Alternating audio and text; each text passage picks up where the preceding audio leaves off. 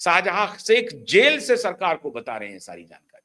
हमारे पास जो पुख्ता जानकारी मिली है उसके हिसाब से शाहजहां शेख अब एक एक राज खोल रहा है अपने इलाके का। उसको तो छोड़ दीजिए, अभी जो बाबरी मस्जिद बना रहे हैं, बाबरी मस्जिद बनाने वाले भी दे रहे हैं कुछ इनपुट्स। तृणमूल कांग्रेस का छोटा काउंसिलर हो, बड़ा काउंसिलर हो, छोटा एमएलए हो, बड़ा एमएलए हो, छोटा सांसद हो, बड़ा सांसद हो, चुपके चुपके सारे करप्शन के इंफॉर्मेशन शुभेंदु अधिकारी को पहुंचाए।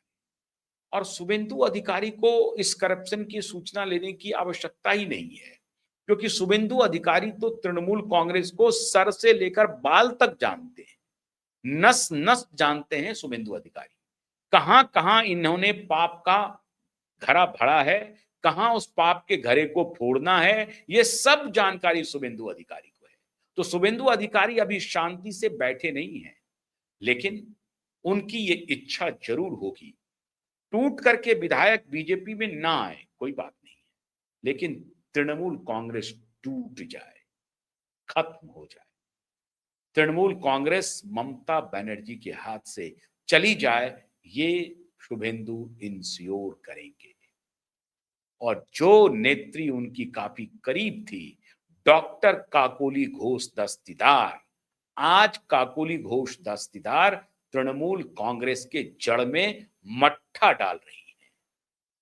और अब शायद ममता बनर्जी को इस बात का एहसास हो रहा होगा कि जिसको आप सोच रही हैं कि पैरासाइट हैं, हमारे ऊपर डिपेंडेंट हैं, हम उनको दूध की मक्खी की तरह उठा करके फेंक देंगे और वो हमारा कुछ नहीं बिगाड़ पाएंगी, ऐसा नहीं है।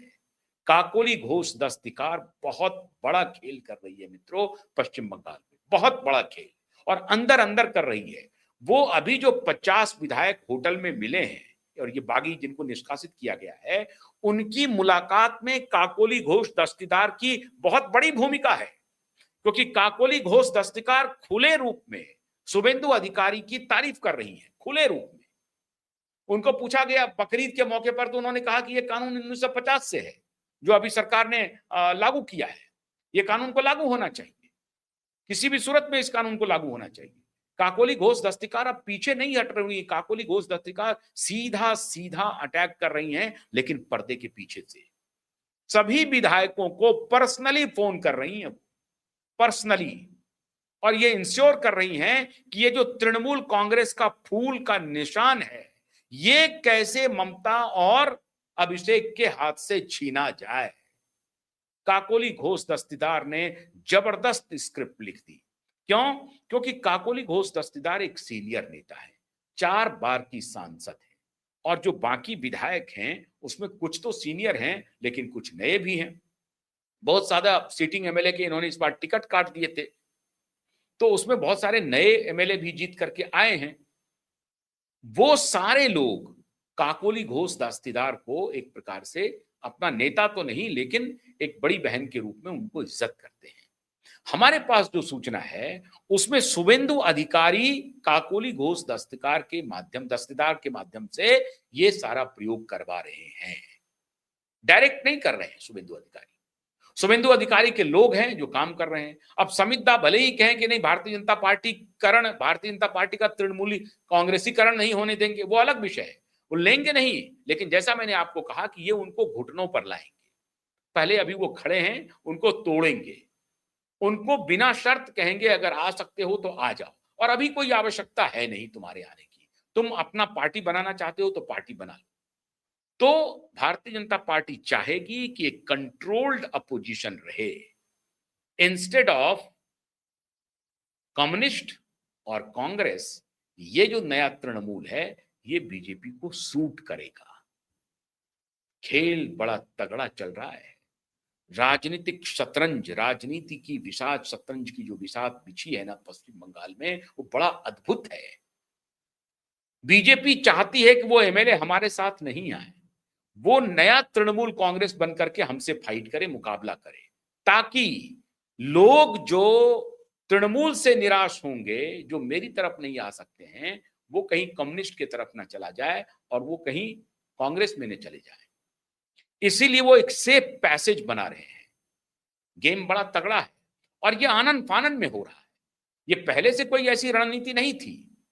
जिस दिन काकोली घोष दस्तेदार को इन्होंने हटाया चीफ व्हिप के पोस्ट से, उस दिन भूमिका बननी शुरू हुई और उसके बाद जब फर्जी सिग्नेचर करवाया, उस दिन और भूमिका बन गई। और जब इन्होंने दो विधायक को पार्टी से निष्कासित कर दिया, रतिव्रत बंदोपाध्याय को और संदीपन साहा को, उस दिन तो समझिए पूरी स्क्रिप्ट तैयार थी। अब फिल्मांकन था, फिल्मांकन हो गया।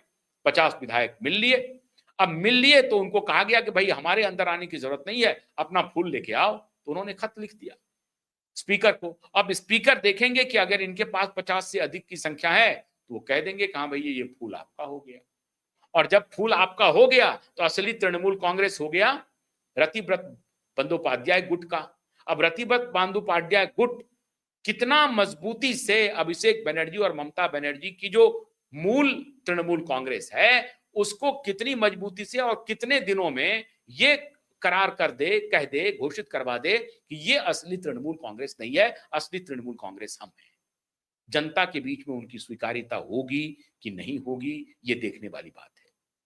जाहिर है इसमें भारतीय जनता पार्टी की सरकार उन्हें मदद करेगी स्वीकार्यता के लिए, क्योंकि जो बेस है, वोट बेस है, वो कम्युनिस्ट की तरफ ना खिसके और वो ना ही कांग्रेस की तरफ खिसके।